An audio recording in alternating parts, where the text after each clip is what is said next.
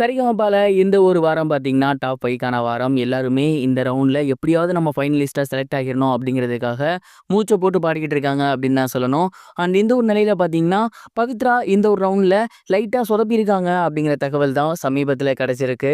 பவித்ரா அவர்களோட கிராஃப் எடுத்து நம்ம பார்த்தோம் அப்படின்னா, ஒவ்வொரு வாரமும் அப் அண்ட் டவுன்லேயே தான் போய்க்கிட்டு இருக்கும். ஒரு வாரம் நல்லா பாடுனாங்கன்னா, அடுத்த வாரம் நல்லா பாட மாட்டாங்க. அப்படி இல்லைன்னா சுமாரா பாடியிருப்பாங்க. போன வாரம் அவங்க கோல்டன் பெர்ஃபார்மன்ஸ் கிடையாது. கிட்டத்தட்ட பிளாட்டினம் பெர்ஃபார்மன்ஸே அவங்க வாங்கியிருந்தாங்க. அண்ட் அப்பவே நெறைய பேர் சொன்னது என்னன்னா, இது இந்த வாரத்தோட இருந்துறக்கூடாது. கண்டிப்பா அடுத்த வாரம் நீங்க இன்னும் சூப்பரா பாடணும் அப்படிங்கிற மாரி சொல்லியிருந்தாங்க. அண்ட் அத கேட்டு பவித்ரா அவர்கள் ரொம்ப சூப்பராவே பாடியிருக்காங்க.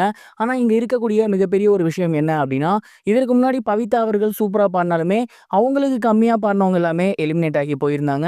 ஆனா டாப் 5ன்னு வரும்போது எல்லாருமே சூப்பரா பாடுவாங்க. சிலர் பவித்ராவை விட சூப்பரா பாடுறவங்க இருக்காங்க.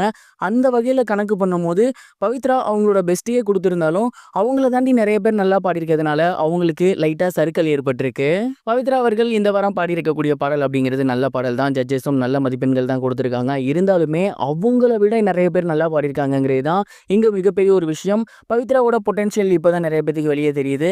அண்ட் இதே மாதிரி இன்னும் 2 ரவுண்டு போணுச்சு அப்படின்னா, கண்டிப்பா பவித்ரா அவர்கள் எலிமினேட் ஆகிருவாங்க அப்படிங்கிறதுல எந்த ஒரு சந்தேகமும் கிடையாது.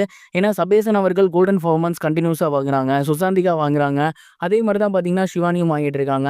ஸோ இவங்கள மாரி மிகப்பெரிய சிங்கர்ஸ் கூட அவங்க போட்டி போட்டுட்டு இருக்கும்போது, இத தாண்டிலும் இன்னும் கொஞ்சம் பெஸ்ட்டா குடுத்தே ஆகணும். அப்படி இல்லன்னா கண்டிப்பா அவங்க இந்த சீசன விட்டு வெளிய போயிருவாங்க அப்படிங்கிறதுல எந்த ஒரு சந்தேகமும் கிடையாது. பவித்ராக்கு ஓட்டுகள் அப்படிங்கிறதுல பிரச்சனை இல்ல. மக்களோட சப்போர்ட் மிகப்பெரிய அளவுல அவங்களுக்கு இருக்கு.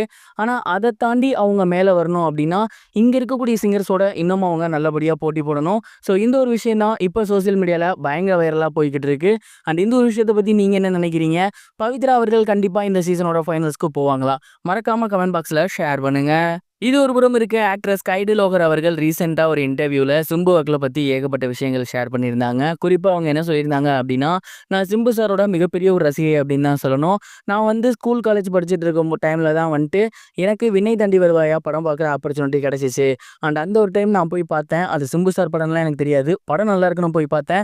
அதுல சிம்பு சார் அவ்வளவு சூப்பரா நடிச்சிருந்தாரு. அப்பையிலேருந்தே அவர் மேல எனக்கு ஒரு கிரஷ். கண்டிப்பா தமிழ்ல அவர் கூட ஒரு படம் பண்ணணும் அப்படிங்கிற எண்ணம் எனக்கு இருந்துட்டே இருந்துச்சு. அண்ட் இதற்கு முன்னாடியே கௌதம் வாசுதேவ் மேனன் அவர்கள் கூட சேர்ந்து அவர் ஒரு படம் பண்ணியிருந்தாரு. அந்த ஒரு டைம் அந்த படத்துல நான் சேர்ந்து நடிக்கிறதாக இருந்துச்சு. ஆனா மிஸ் ஆகிருச்சு.